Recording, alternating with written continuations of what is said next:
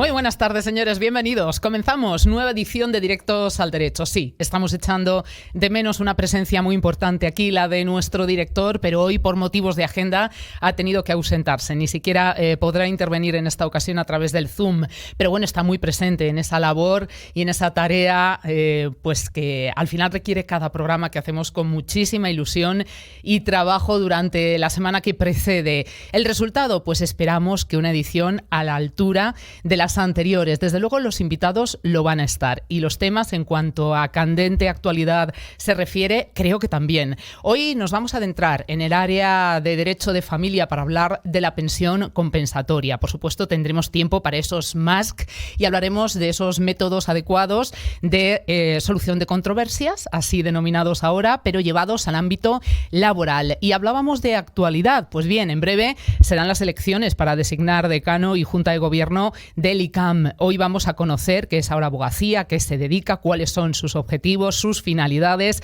y el trabajo que están desempeñando con uno de los miembros de su junta directiva. Y todo esto no arrancaría sin ponernos al día, como siempre, en nuestro boletín de jurisprudencia y legislación. Recuerden que nos pueden seguir la pregunta del millón cada semana en directo cada jueves a las 4 en punto, hora peninsular, una hora menos en Canarias, a través de todas las redes sociales, por supuesto nuestra plataforma de web www.click.radio.tv, también a través de YouTube, y que no llegan a tiempo ahora, pues ya saben también que en cuanto finalicemos, nuestro querido compañero, a quien aprovechamos para saludar, Pedro en los mandos técnicos, colgará el podcast para que ustedes lo puedan seguir en el horario que más les convenga. Recuerden también que tenemos redifusiones los sábados, también les acompañamos en el fin de semana, y que si esto no fuera poco, ya saben que también hay un concierto con más de 70 radios y televisiones convencionales por toda España que incorporan Directos al Derecho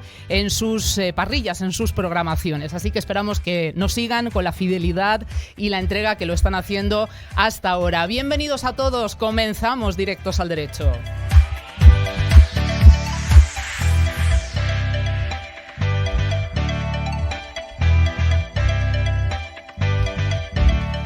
Y hoy, como siempre, me van a permitir ciertas licencias. Ya saben que la primera dedicatoria siempre es para todos ustedes, sin los cuales no sería posible este programa, pero siempre hacemos alguna mención especial o en algunas ocasiones así queremos que sea especial. Hoy ni siquiera voy a mentar su nombre, pero tú sabes que este programa también va para ti y que nuevamente te dedico con todo mi cariño unas palabras. Dicho lo cual, ahora sí, vamos a conocer la última hora en nuestro informativo jurídico.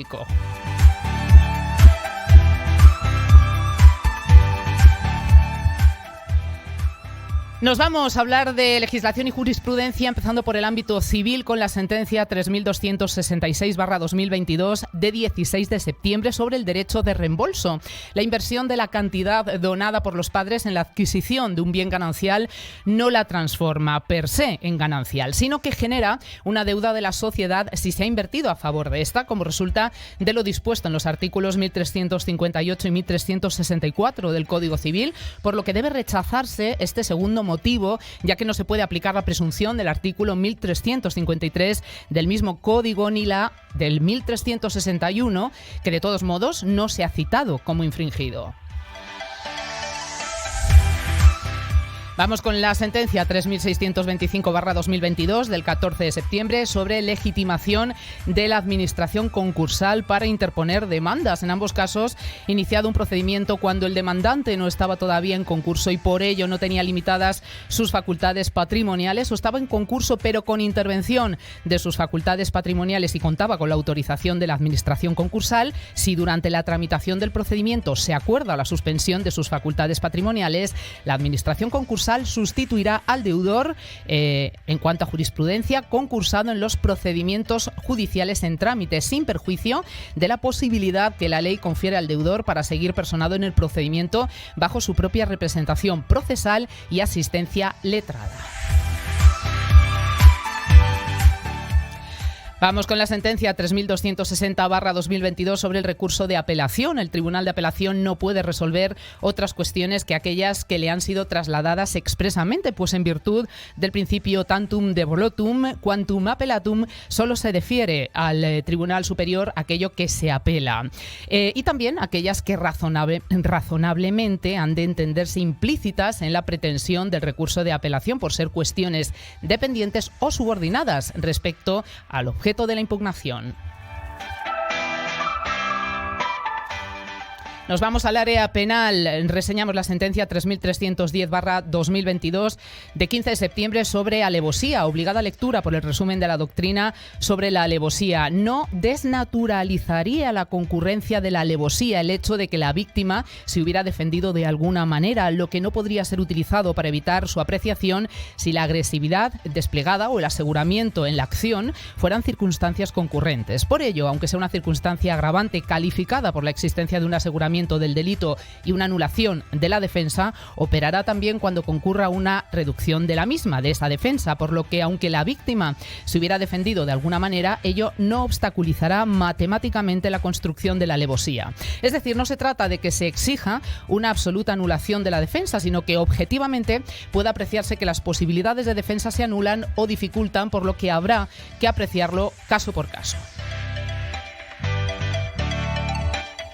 Vamos con la sentencia 3294/2022 del 15 de septiembre sobre la atenuante de reparación del daño. En lógica consecuencia, no cabe atenuar la responsabilidad penal por la simple y formalizada consignación de cantidades que, a la luz del alcance del daño causado, suponen una reducida compensación. La atenuación reclama un juicio de merecimiento que, al no basarse en fórmulas de contrición, debe al menos justificarse en que la víctima ha sido resarcida completa o significativamente, o que su resarcimiento constituye un objeto serio prioritario para la persona acusada.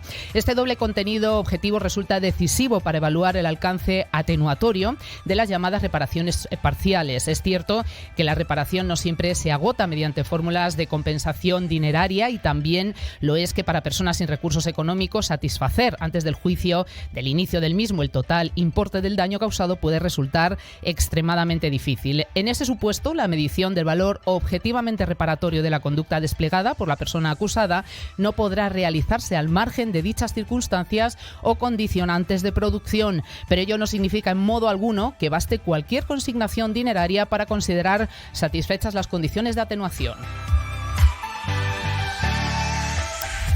Vamos al ámbito contencioso administrativo. Sentencia 3299/2022 de 12 de septiembre del mismo año sobre la sucesión de deudas tributarias a herederos, teniendo en consideración, y cito textualmente, las circunstancias concurrentes en el presente caso, a saber, un inventario de la herencia que arroja un saldo negativo, que los herederos instituidos aceptaron la herencia a beneficio de inventario y que se declaró la herencia en concurso, no se permite atribuir a una legataria de parte alícuoto, la condición de sucesora de las deudas tributarias del causante ante la imposibilidad material y jurídica de hacer efectivo ese legado.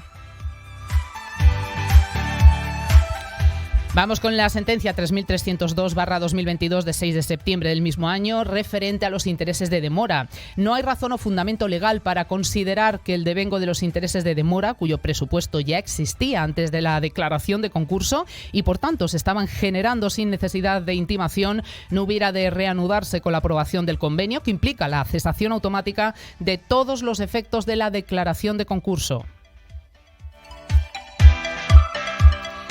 Y por último, sentencia 1113/2022 del 1 de septiembre del mismo año sobre devolución de ingresos indebidos e intereses. La respuesta a la cuestión, conforme a lo que hemos razonado, debe ser que la cantidad cuya devolución se acuerda como consecuencia de una regularización con origen en unas actuaciones inspectoras en las que se reconoce una deducción no aplicada por el contribuyente devenga intereses de demora desde la fecha del ingreso, dado que nos encontramos con una devolución de un ingreso indebido. Recuerden que este es tan solo el resumen, una breve síntesis de esa actualidad jurídica que ponemos a su disposición como material de consulta cada semana. Por cierto, programa que ya también es material de docencia a nivel universitario, cosa que nos enorgullece también.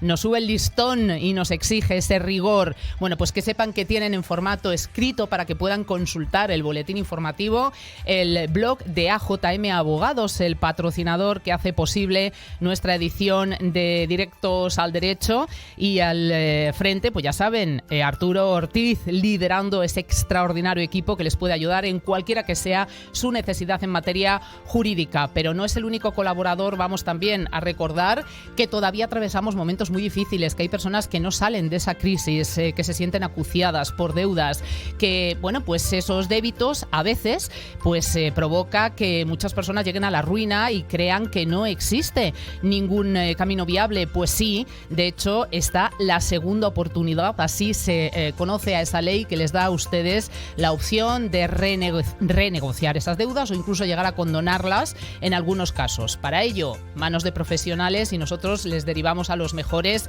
en este aspecto. No más endeudamiento, el despacho especialista en la ley de segunda oportunidad. Les facilitamos un teléfono muy directo, 91 999 3250, repito, 91 999 3250, y la página web para consultas www.nomasendeudamiento.com. Y ahora sí, vamos directamente ya al primero de los temas que les anunciábamos en nuestro sumario. Para ello saludamos a Ana María García Fernández, abogada especialista en Derecho de Familia. Ana María, bienvenida, ¿cómo estás? Hola, buenas tardes. Un placer verte, escucharte, tenerte, y espero que en muchas ocasiones. Ana María, nos adentramos en un tema que atañe a muchos casos, incluso muchas personas que nos estén escuchando y viendo pues pueden sentirse retratados o enmarcados en este contexto. Hablamos de las pensiones compensatorias. Vamos a empezar por el inicio, incluso para los profanos en derecho. ¿De qué hablamos cuando recurrimos a una pensión compensatoria? ¿Qué es? A ver, la pensión compensatoria es la pensión que generalmente es la mujer, pero es una pensión que se concede, tiene que ser solicitada por una de las partes porque el juez de oficio nunca la da. Es decir, cuando existe desequilibrio para uno de los cónyuges, es decir, que la separación o el divorcio provoque un grave desequilibrio respecto al matrimonio, pero tiene que ser a uno de los cónyuges. Independientemente de su género, como se refieren ahora o se distinguen los dos sexos, ¿hablamos igualmente de hombres y mujeres? Independientemente de su género. ¿Qué condicionantes, aparte de esa situación genérica, se tienen que dar, Ana María, para que proceda esa pensión compensatoria? A ver, los requisitos están recogidos en el Código Civil, en el artículo 97 del Código Civil, ¿vale?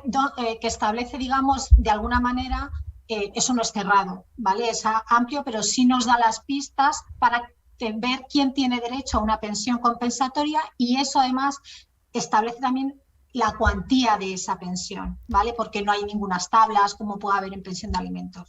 Por tanto, entonces, ¿cómo se cuantifica? Que eso es importante. Nos estamos adelantando quizá, pero es que al final es la clave, ¿no? ¿Cómo determinamos la cantidad, la cuantía de las mismas? A ver, lo primero que hay que tener en cuenta antes es si se tiene el derecho o no, ¿vale?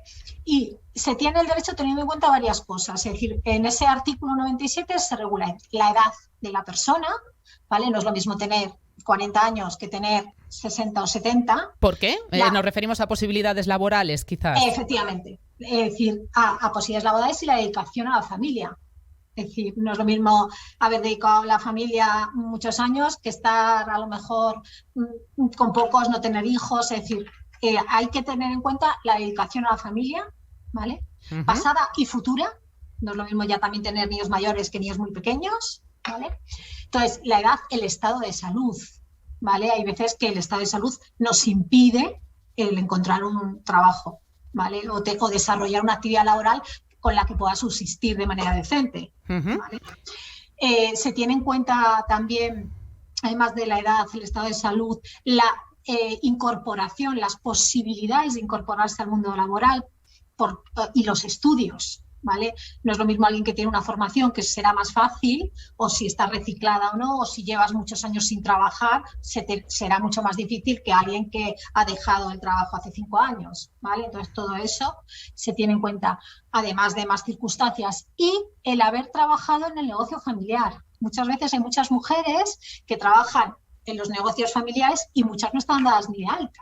Fíjate que en el programa anterior planteábamos una reflexión que está muy próxima a lo último que acabas de mencionar, y es no tanto el negocio familiar como la propia dedicación a lo que es el trabajo familiar, es decir, al hogar, cuando hombre o mujer pues dedica su tiempo íntegramente al mantenimiento de ese hogar y cuidado de los niños, si los hubiere, ¿no?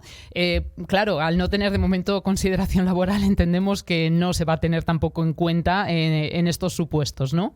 Sí, pero para establecer la pensión compensatoria sí se tiene en cuenta esa dedicación. Hay muchas parejas que ella renuncia, generalmente son ellas, ¿vale? Es verdad que hay algunas veces que hay algunos hombres que sí, pero la gran mayoría son ellas porque ellos suelen promocionar antes. Es decir, no quiero entrar en cuestiones de igualdad o no igualdad, pero es la realidad, ¿no?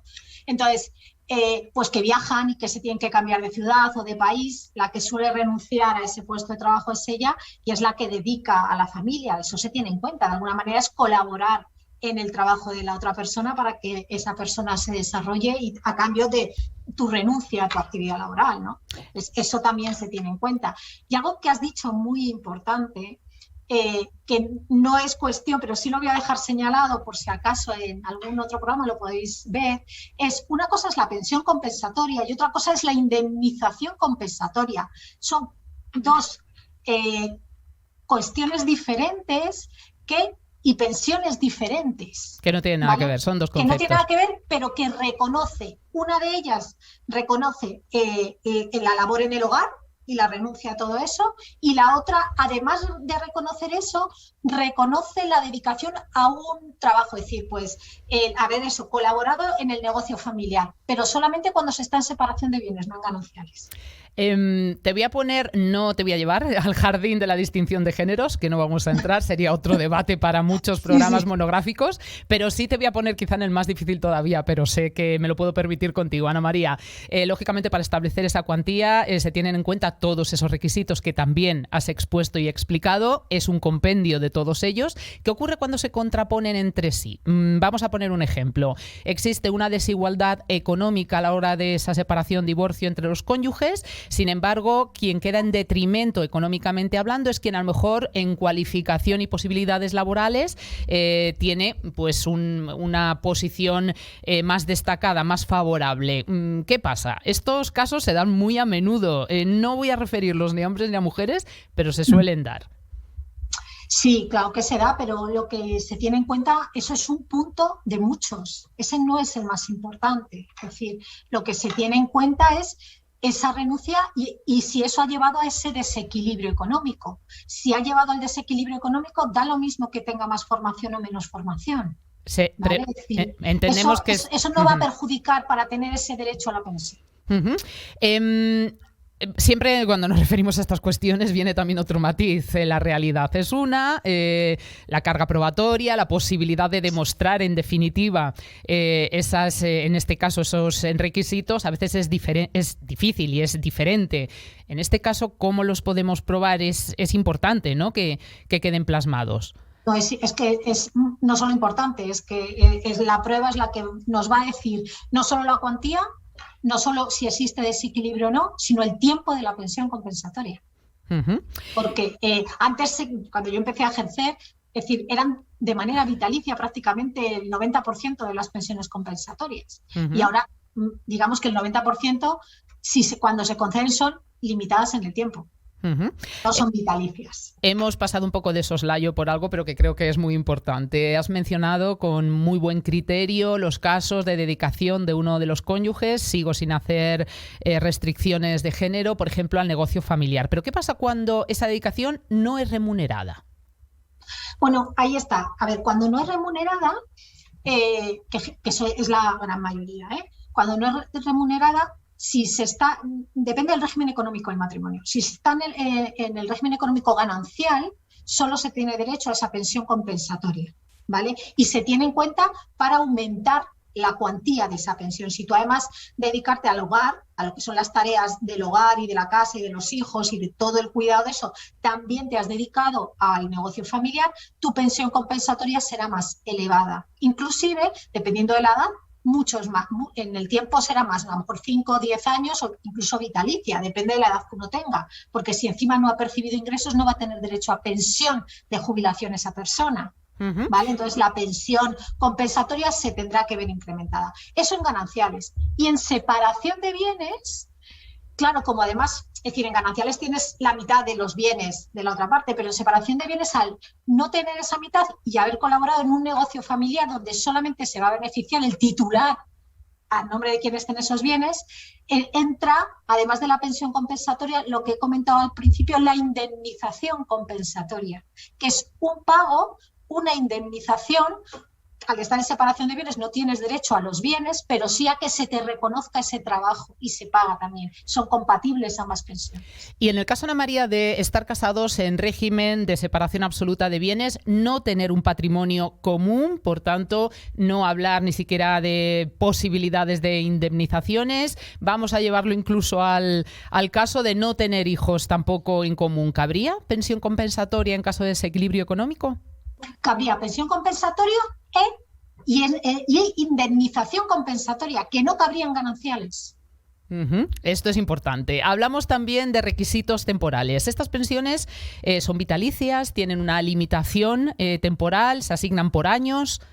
Sí, eso depende muchísimo. Sobre todo, en la práctica lo que más se ve es depender de la edad. Se suelen dar vitalicias cuando la persona que tiene derecho a esa percepción tiene una edad que ya va a entrar, no va a tener años de cotización para cobrar una pensión de jubilación o no tiene derecho a ningún tipo de pensión, aunque sea no contributiva. Entonces se suelen dar vitalicias. Es decir, cuando las personas se separan ya mayores, esas pensiones suelen ser vitalicias, siempre que no se suela tener patrimonio, ¿vale? Privativo de uno. Cuando las personas son más jóvenes y pueden, digamos, incorporarse a un trabajo, ¿no?, a actividad laboral, se suelen limitar en el tiempo. Y eso va a depender de si se tienen niños pequeños y tu aportación a un trabajo va a ser a jornada completa, o si vas a tener que limitarte, pues será mayor en el tiempo o menor en el tiempo. Y sobre esos tiempos, ¿también es requisito que haya transcurrido un tiempo mínimo de matrimonio? O si existe una separación, divorcio con premura, desaparece cualquier opción de pensión. No, a ver, la duración del matrimonio es uno de los puntos que recoge el artículo 97, es decir, es lo que digo, no es lo mismo llevar casados 30 años y haber dedicado que llevar casada 2, pero se tiene en cuenta, es muy difícil que con 2 años, con muy poquito, 2, 5, muy poquitos años de matrimonio se concedan pensiones compensatorias, es muy difícil. ¿Vale? Pues Ana María, muchísimas gracias porque has hecho muy fácil la comprensión de este tema. Nos has apuntado algo muy interesante, contamos contigo y es un tema que abordaremos y aquí queda ya expuesto y comprometido. Vamos a diferenciar esas pensiones de las indemnizaciones, que creo que sería también muy idóneo.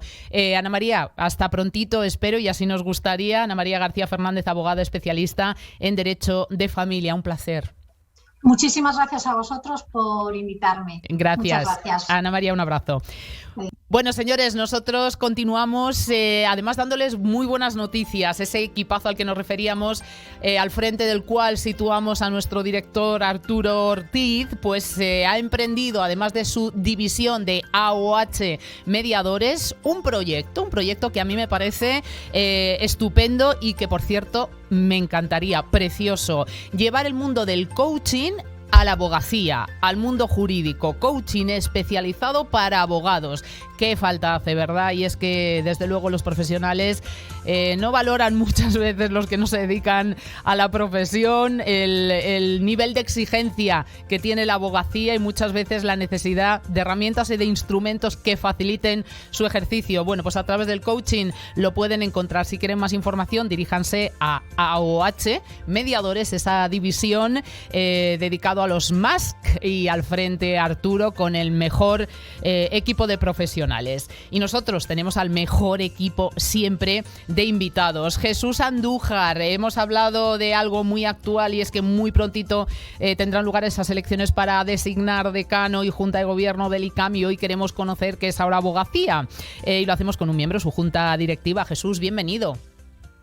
Muy buenas tardes. Bueno, a ver, dos apuntes. Lo primero, darte las gracias, cosas del directo y con naturalidad. Le hemos hecho casi un poco de encerrón a Jesús y ha sido todo pues con mucha precipitación, así que doble mérito y estamos muy agradecidos porque nos acompañes y estés. Por otro lado, es que pareces un haz de luz, como una llegada divina. Estás justo sí, a contraluz de la ventana. Si puedes girar un poquito contigo la cámara, fabuloso. Un poquito más y así te definimos ya. Te ponemos identidad y rostro. Estupendo, Jesús. Ahora mucho mejor, ¿no? ¿Y qué nos dices? Espera, es que estoy siguiendo las órdenes de quien sabe en esto, nuestro técnico. El más difícil ya todavía. Sí, puedes poner en horizontal la cámara, que creo que va a dar un tiro de cámara de imagen mejor. No, invertir a horizontal la cámara. Y si no, Pedro, bueno, pues lo hacemos así que vemos muy bien a Jesús, ¿no? Venga, que si no nos vamos a marear. Venga. A ver, ahora. No. Nos hemos ido hasta aquí y vemos el desayuno. Venga, vamos a dejarlo así. Así, no te preocupes. De momento vemos ya a Jesús. Gracias. A ver, sí. Ahora. Espérate, que al principio, cosas del directo, estaba boca abajo Jesús, y así tenemos también la imagen haciendo el pino. Bueno, acrobacias aparte, ahora sí. Bienvenido, estamos cómodos, perfectamente situados. De nuevo, gracias por acompañarnos, Jesús, y es momento de presentar como merece ahora Abogacía. ¿Para qué nace? ¿Cómo lo podemos presentar? Pues ahora Abogacía es un movimiento que se creó en marzo de este año por abogados madrileños. En mi caso concreto, en el de Carolina Mata, nos integramos junto con el que fue candidato a decano por el Movimiento 24-2, Nicolás González Cuéllar, y lo que está buscando ahora Abogacía es una renovación de lo que hay hasta ahora. Consideramos que la abogacía ha ido perdiendo peso específico. Hemos pasado de ser cúpula en el sistema jurisdiccional español a ser un operador necesario, pero de segundo orden. O sea, la ley dice que tenemos que estar, pero casi es no molesten ustedes. Entonces, hay que luchar contra eso. Y pensamos que hasta ahora no se ha luchado. Ahora vamos a hablar de esa finalidad del proyecto, de cuáles son vuestras metas y, por supuesto, de antemano nos sumamos a ellas y el apoyo incondicional a vuestro trabajo y vuestros objetivos. Pero ¿quiénes integráis a día de hoy este movimiento, ahora Abogacía? Pues vamos camino ya de las 1.000 personas, y ahí hay todo tipo, o sea, desde Nicolás González Cuéllar, que es abogado y catedrático de universidad, es una persona que siempre está sonando últimamente para una plaza de magistrado en el Tribunal Constitucional, a simples abogados del turno de oficio, pasando por todos, o sea, desde abogaditos de barro, o sea, abogaditos de trinchera, a catedráticos, magistrados en excedencia, abogados del Estado en excedencia, docentes. Es un movimiento muy transversal. Entiendo, Jesús, que si hay tantos profesionales, y seguro se van a ir sumando más a esta iniciativa, es porque antes he resaltado y he querido poner en valor los méritos de la profesión, pero también quedan muchos retos y muchas cosas que cambiar y que cumplir, ¿no?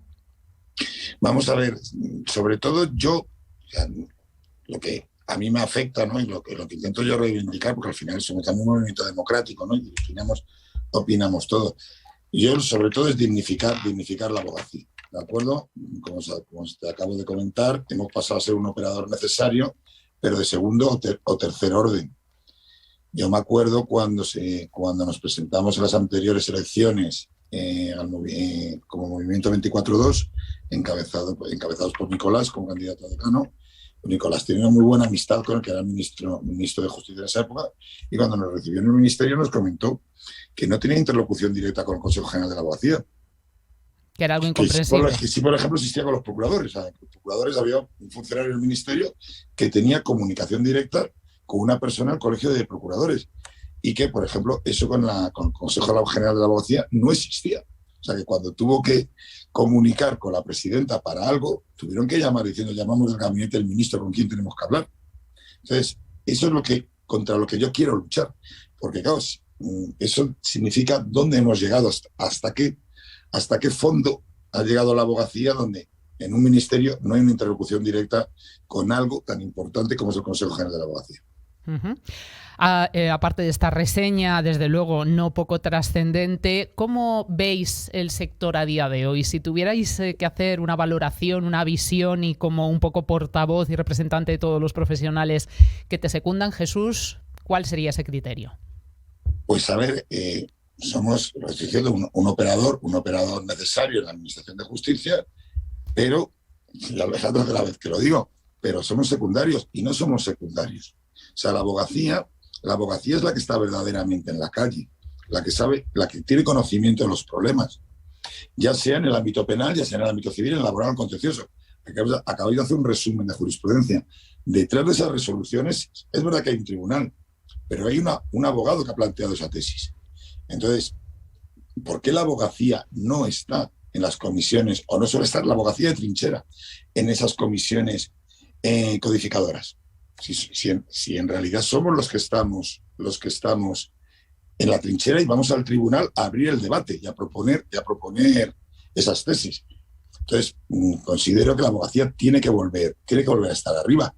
Y yo siempre se lo digo a mis alumnos en la universidad y en el colegio, porque también soy profesor en el colegio de abogados.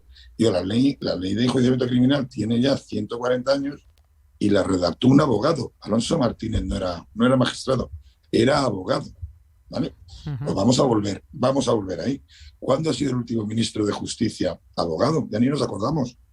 Son todos funcionarios. ¿Y por qué un abogado no puede ser ministro de Justicia? Eso es lo que yo, por mi parte, y es verdad que también se recoge en el diario de Ahora Abogacía, es contra lo que yo quiero luchar. Y evidentemente, el que se dignifique nuestra profesión, el que se nos reconozca nuestros méritos y nuestros logros. Que se reconozca además a todos los niveles y de facto, porque sin querer comprometerte y hasta donde tú quieras con absoluta libertad, Jesús, ¿quieres que nos adentremos en el trato que se les da muchas veces a los letrados en los juicios, en las salas, en las vistas? Pero eso es una guerra que yo llevo teniendo muchísimo tiempo. Vamos a ver, vosotros por desgracia, aparte de abogado, soy profesor, ¿vale? Con lo cual, pues, algo más de lo que se te queda en la facultad y luego ya aplica, pues uno estudia en la facultad, luego en la vida real. La práctica no tiene nada que ver, nada que ver. No tiene nada que ver.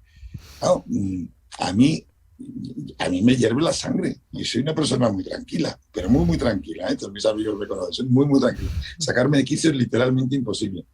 Y claro, el trato que nos dan, como a mí una vez, un agente judicial, este señor que sale y dice fulanito de tal, pase a sala, pero como si fuera una oveja. Entonces, claro, ya reventé y le llamé piltrafilla.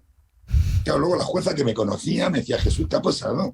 Y yo, pues mira, te lo voy a decir con todo cariño. Ese piltrafilla, dice, no me llames así a la gente. Ya, no, me trata a mí como una oveja. Pues no, pues soy el pastor, cuando menos el pastor. Digo, porque, voy a decir, no, pero la jueza, es que a ti ni a la señora fiscal la trata así, ni se le ocurre, pero a mí letrado sí. No, yo estoy en estrados a la misma altura que vosotros. Así que trate a su familia y a quien quiere y a ver si su mujer se lo aguanta y no le manda a freír espárragos. Pero a mí, un letrado con toga, que me traten así, pues claro, eso se ve todos los días. Pero también es verdad que a mí me ha pasado, porque por ejemplo, ahora hace mes y medio, 2, el Tribunal Superior de Justicia de Madrid sacó un acuerdo diciendo que las restricciones COVID ya no era en vigor y que se tenía que volver a la situación anterior al COVID. Bueno, pues siguen sin dejar entrar en los juzgados y esas cosas. Pero claro, digo, bueno, no les habrá llegado el acuerdo del Tribunal Superior de Justicia. Lo desconozco, pero me pasó, por ejemplo, el otro día en Colmenar, que se lo dije a una funcionaria en el juzgado de violencia de Colmenar Viejo, y los compañeros como si oyeran llover. Y no iba conmigo, que yo estaba en el juzgado al lado. Entonces, claro, yo no sé si es por dejadez de los compañeros o porque ya a lo que estaba comentando hemos llegado a tal situación, que ya la gente ni se molesta. Ya, bueno, es lo que hay, pues no es lo que hay. Tenemos que volver por asumido. a dignificar la profesión. Uh-huh. Jesús, ¿cuáles serían las soluciones? Aparte de, por supuesto, la lucha que estáis llevando a cabo, este reclamo público, el darle altavoz a esta situación y, por supuesto, claro, insisto, adherirnos a esa dignidad. Todo se basa en volver a dignificar la profesión y que nuestros órganos, nuestros colegios de abogados o el consejo, ¿vale?, apoyen a los compañeros. ¿De acuerdo? O sea, el colegio, con todo el respeto a los anteriores decanos, que lo habrán hecho mal, lo habrán hecho bien, pero bueno, lo han hecho. ¿De acuerdo? Yo no voy a criticar actuaciones, han tenido cosas buenas y cosas malas, los anteriores decanos del Colegio de Abogados de Madrid. Pero claro, en esto hemos caído ya en el fondo. Yo creo que no se puede bajar, no se puede bajar. Evidentemente, la figura que ha habido hasta ahora de juntas de gobierno, en esto no han actuado. Pues habrá que buscar otro nuevo ideal. Ya, el decano que se elige decano ya una persona terminando su carrera profesional y ya como último logro, pues ya al final pues soy imperator. Me nombran imperator, estoy 5 años y ya lo dejo, ¿vale? Ya lo he sido todo en la vida. Pues vamos a intentar, vamos a cambiar, o intentar cambiar a ver si de otra manera o con otro formato se puede cambiar. El formato antiguo no ha funcionado, porque hemos llegado donde hemos llegado. Porque, por ejemplo, me decía ayer un compañero, hay que luchar por el turno oficio. Y vamos a ver, el turno oficio está mejor remunerado que nunca, evidentemente que hay que mejorarlo, ¿vale?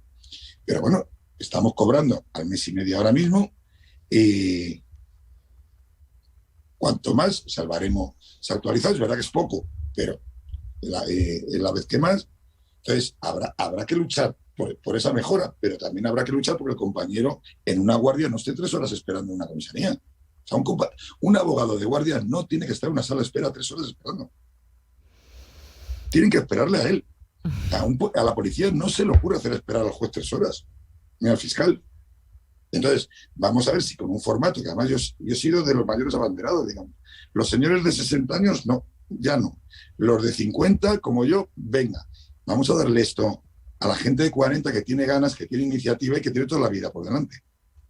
Desde luego, además hay que motivar y dar aspiración e inspiración a los que empiezan con esta vocación. Mira, te voy a poner una anécdota porque conozco, no me llevo mal, con el antiguo decano de Málaga, Javier Lara, que está acusado por decir que los abogados lo hacían el 16 de marzo o 18 de marzo por videoconferencia, y una juez de Málaga pretendió obligar a los abogados del turno oficio en la guardia a bajar a calabozos, ella en el despacho, por vídeo, pero los abogados tenían que estar en calabozos, por cierto, ella con una mascarilla que le había regalado el colegio de abogados, pero bueno, y como el decano dijo que no mandaba a los abogados a calabozos, pues está imputado por un delito de desobediencia, no sé si lo sabéis, y lo van a enjuiciar en Málaga. Bueno, pues me decía, es que uno de los candidatos que hay, el otro día me decía, Juanjo, es que es muy joven, Juanjo Ospina. Y Juanjo Ospina tiene 36 o 37 años. Es joven. Y yo, ¿cuántos años tenías tú, Javier, cuando fuiste decano de Málaga? Y dice, 37. Digo, es que perdemos la visión con los años. Digo, tú has sido un gran decano de Málaga y lo fuiste con 37 años. ¿Por qué Juanjo Ospina o Carolina Mata, que son de los candidatos que votaremos mañana, no pueden ser decanos con 38 años? Tienen ilusión, tienen experiencia ya, todos tienen 15, 16 años de trinchera en la espalda. Uh-huh. Yo creo que lo pueden hacer perfectamente. Jesús, como para predicar hay que hacerlo con el ejemplo siempre, vosotros estáis dando lógicamente también una visión de justicia y democracia interna, empezando por ser pioneros en esa elección mediante primarias de vuestro candidato, ¿no? Sí. Hemos hecho unas primarias, todos los que estamos asociados al movimiento y personas que no se podían apuntar, proponer hasta 3 candidatos, y los 4 candidatos que más votos han recibido son los que mañana votaremos entre todos quién es el que va a encabezar la lista de Ahora Abogacía. Uh-huh. Los últimos minutos, tuyos absolutamente. Jesús, ¿qué necesitáis? ¿Cómo podemos ayudaros? Este es tu foro, tu plataforma. Quien quiera adherirse a vuestra causa, a vuestra lucha, ¿cómo puede hacerlo? Nosotros como medio, y lo hacemos extensible al resto, ¿cómo podemos también estar cerca de vosotros? A ver, tenemos nuestra página web donde vienen todos los enlaces, tanto para hacerse simpatizantes o afiliado, o seguir la evolución de lo que va a ser la candidatura y las propuestas, porque además vamos a llevar porque claro, yo lo decía cuando, esto que te voy a contar es muy gracioso también, en la anterior candidatura del Movimiento 24-2 vino con nosotros el profesor Javier Iglesias, abogado, penalista y profesor titular de la Universidad Complutense de Madrid, Y cuando vino a la primera reunión para ver qué programa hacíamos, trajo un tríptico de cuando se presentó y fue diputado en la Junta de Antonio Hernández Gil. Y dijo, bueno, por si os da alguna idea, son todos iguales. O sea, hasta ahora, todos los idearios eran iguales. Que cambiaba, pues si estaban pagando bien mal el turno de oficio, pues que suban el turno de oficio. Que lo estaban pagando bien, pues nos quitamos esto y subimos lo otro. Pero bueno, el 90% era todo lo mismo. Nosotros lo que vamos a llevar son propuestas concretas. No se sabe todavía si 50, si 100, y todos los años en la Junta se va a ir diciendo, hemos logrado cumplir, pum, y lo que no se ha cumplido es por pum, pum, pum, pum. Es otra idea, otra manera de ilusionar a la gente para que vea que el proyecto es esto, que tiene estas medidas, que la gente puede participar y que la Junta de Gobierno va a explicar por qué no alguna de ellas se ha llevado a cabo. Creo que es una asociación, un movimiento para la gente joven, para esas personas, ya sean los recién colegiados o, como digo, los compañeros que llevan ya 15 y 16 años, que se dice pronto, son muchos años, y con mucha experiencia, tomen el relevo y vean y que se vea que la abogacía, o se luche para que la abogacía vuelva a estar en su sitio. Además, yo me acuerdo de la Junta Directiva, lo he dicho, además, esto, les guste o no les guste a los demás, lo tenemos que exportar a todos los colegios de España. Esto no es una idea de la abogacía madrileña. Esto tiene que exportarse a toda España. Antes de despedirte, Jesús, por curiosidad, yo, claro, estudié Derecho hace un montón de años, que pasa muy rápido el tiempo. Era todavía una carrera muy demandada. Bueno, por lo menos el primer año, ya sabes, la situación de aulas, no te voy a contar, ¿no? Las cuentas no salían. Alumnos sentados en los pasillos, luego ya en segundo, tercero, ya se iban aliviando. A día de hoy existe todavía esa ilusión y esas ganas por parte de los jóvenes de cursar los estudios de Derecho, ahora el grado. Hay menos estudiantes, porque vamos a ver, los que nacimos en los años 70, 60 y muchos 70, a ver, Derecho era la carrera que valía para todo. Ahora la carrera que vale para todo es AMI. O sea, van cambiando las modas. Entonces, las facultades están más vacías. Yo, por ejemplo, ahora en Toledo estoy con Nicolás en la Universidad de Castilla-La Mancha. No me digas, entonces tú y yo nos conocemos seguro. Mis grupos son de alumnos 80 y me vienen a clase 30. Entonces, claro, comparado con lo que contaba, mi primer año en la Complu, donde mi primer compañero de despacho e íntimo amigo, estuve con él después de terminar la carrera 15 años, nos conocimos sentados en el radiador el primer día de clase, porque ha cambiado mucho. O sea, yo ahora les tengo que decir, anda, acercaros, que es una aula muy grande, ¿no? Que no puedo pegar gritos hasta el fondo, ¿vale? Acercaros para aquí, además yo las clases las hago muy interactivas. Hay menos alumnos, pero es verdad que si el alumno tiene interés, la clase y el profesor es didáctico, la clase se puede aprovechar mucho más. Y es mucho más cómodo dar clase a 30 alumnos que a 300. No, sin duda. Como alumna de la Complu y el aula magna soy muy consciente. Por juventud no has podido ser mi profe, pero desde luego me hubiera encantado y te tenemos de referencia aquí, Jesús. Nos vamos a quedar, por cierto, con esa web que ponemos a disposición de todos aquellos que quieran estar junto a vosotros, como tú dices, bien como simpatizantes, afiliarse como profesionales o simplemente seguiros y apoyaros. Así que, por favor, dinos esa web. Ahora abogacía.es. Fácil. Todo juntito. Ahora abogacía.es. Pues Jesús, nosotros lo vamos a hacer, estaremos muy pendientes y que sea recíproco, así que cualquier novedad, actualidad, dispón de nosotros y del Ya Tu programa para lo que necesitéis. Perfecto, pues muchísimas gracias. Muchísimas gracias a ti, Jesús Andújar. Que tengas muy buena tarde. Un abrazo fuerte. Gracias. Y señores, nos vamos rápidamente, que el tiempo apremia ya ese último bloque. Iba a decir, tenemos a nuestra invitada. No, yo creo que a María Jesús ya sí que se le puede presentar como colaboradora. Eso sí, Pedrito en los mandos está dispuesta a esa conexión. Vamos a ver a María Jesús y a escucharla como siempre. Cuando me aparezca en monitor, le saludamos como merece. De momento vamos a anticipar para aquellos que nos recuerden, imposible, porque María Jesús es de la familia y ha estado ya muchas veces con nosotros. Fernández Cortés, presidenta del Instituto Internacional Promediación, miembro del Pleno del Centro Español de Mediación de la Cámara de España. En definitiva, un referente de lo que ahora llamamos los MASC, y es que queremos llevar estos ahora métodos adecuados de resolución de controversias al ámbito laboral. Al final, pues un escenario en el que todos, espero, nos encontremos, no por los problemas del mismo, sino porque tengamos trabajo en algún momento u otro, que sí estemos, pero para lidiar efectivamente con cualquier contienda, con cualquier duda, con cualquier controversia, pues ya saben que existe también la mediación en ese ámbito laboral. Hablaremos enseguida con María Jesús de todo esto, pero antes recordarles que para cualquier tema relacionado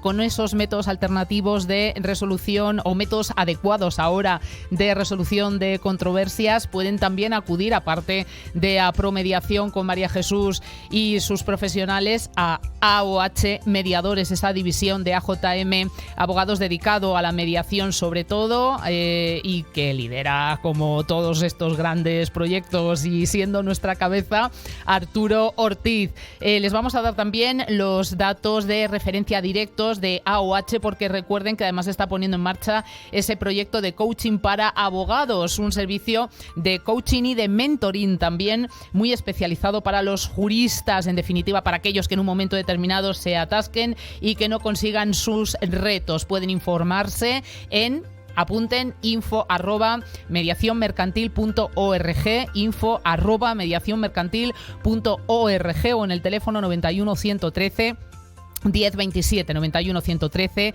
1027. Y ahora sí, María Jesús, a ver, hola. Que te vea. Hola, te oigo pero no te veo.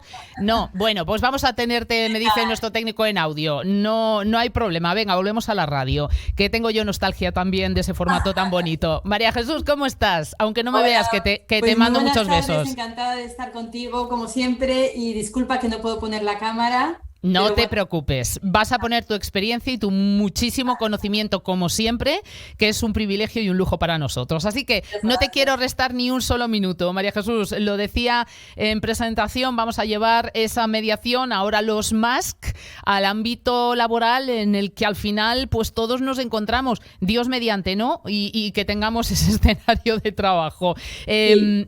¿Es aplicable directamente esa mediación y se hace con frecuencia en el ámbito de empresa del trabajador? Sí, se hace con frecuencia relativa, como todo en mediación es relativo, cuando se habla de mucha o poca mediación, porque la mediación, de momento y hasta el día de hoy, no es muy conocida por la empresa. Nosotros sí que hemos hecho varias mediaciones laborales y todas han terminado, el 100% de las mediaciones han terminado en un acuerdo. Uh-huh. La mediación en el ámbito laboral yo creo que es algo que había que potenciar desde diferentes asociaciones, puesto que, bueno, en el ámbito laboral, digamos, que se producen con frecuencia conflictos o, digamos, situaciones que dan lugar a que el clima laboral no sea el idóneo, perjudicando gravemente a la empresa y a la motivación de los trabajadores. Esto es muy frecuente. Y puede surgir por diversas causas. Además, ocurre una cosa que pongo como comparación lo que ocurre en la empresa familiar, ¿no? Que un conflicto entre trabajadores, digamos, del mismo tipo, no pueden ir a juicio, porque lo más normal es que los dos se vayan a la calle. Entonces, muchas veces es, digamos, el superior quien intenta mediar entre ellos, pero sin las técnicas o conocimientos adecuados para que eso pueda llevar a efecto, ¿no? Claro, es que, perdona, María Jesús, has puesto ya el dedo en la clave desde el inicio. Yo no quería ser muy explícita, ahora que no nos ve nadie, pero lo cierto es que si se acudía, o incluso a día de hoy si se acude en un litigio laboral a los tribunales ordinarios, a la vía jurídica ordinaria, sabemos que dependiendo de cuáles sean las partes confrontadas, casi la resolución la tenemos a priori o muchas posibilidades de la misma, ¿no? Quizá esta desigualdad, este desequilibrio, en definitiva, ¿por qué no? Esta inseguridad jurídica, justicia, si pensamos en los MASC, ¿estamos de alguna manera compensándola? Totalmente. En el ejemplo que he puesto y al que tú te refieres, estamos hablando de un conflicto entre empresa y trabajador. Y efectivamente aquí hay un desequilibrio de poder evidente en contra del trabajador y a favor de la empresa, ¿no? Entonces sí que conviene llevar a cabo previamente un proceso, digamos, de mediación, ¿no? Porque a la empresa tampoco le interesa ir a juicio, por muchos motivos. Uno de ellos, pues porque la vía judicial es algo público y también puede afectar a la buena imagen de la empresa, ¿no? Entonces, es bueno para la empresa y es bueno para el trabajador. Esto en el caso de que sea el conflicto entre, digamos, empresa y trabajador.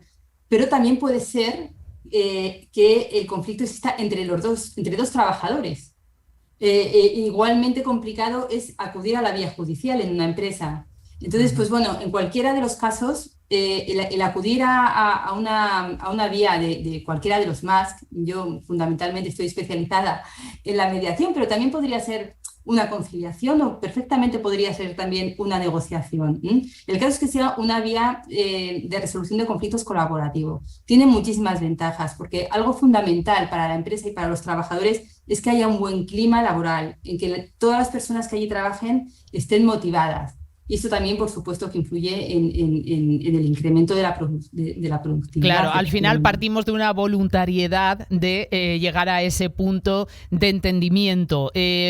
Sobre esa premisa entiendo que todo se va a facilitar, pero de manera un poco más precisa, ¿cómo se lleva a cabo un procedimiento? Venga, ya que estás especializada, nos vamos a centrar en mediación en este ámbito laboral.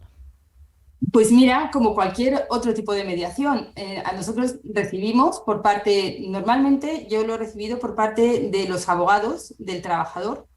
Bueno, pues que imagínate algún tipo de conflicto relativo a un despido o a una sanción disciplinaria o incluso una reclamación de cantidad o cualquier otra circunstancia, ¿no? O una resolución de un contrato.